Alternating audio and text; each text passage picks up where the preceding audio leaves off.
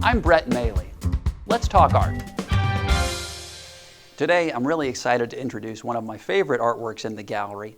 It's a work by Alexander Sandy Calder entitled Acrobats and Balls. Now, Alexander Calder, you probably know the name. He was one of the preeminent artists of the 20th century, right up there with Moreau, Chagall, Picasso, all the biggies. But his primary claim to fame was he was the inventor of the mobile. Yes, that same mobile you see over your child's crib, he did in a much larger, life-size and beyond fashion for museums and institutions, everything from geometry to the cosmos.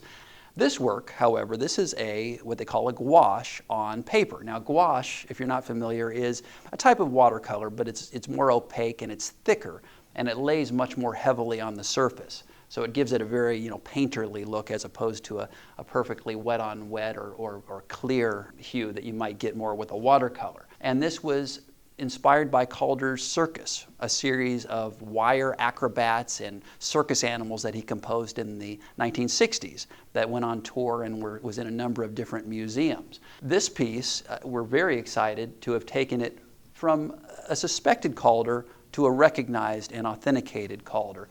It should appear in the next catalog raisonné when that is released.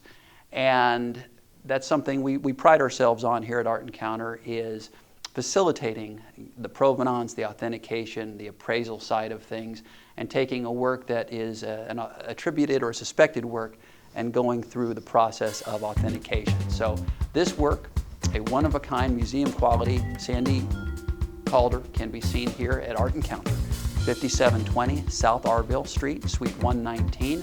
If you're here in Las Vegas, come see it in person. If you're not, you can see it on our website, www.artencounter.com.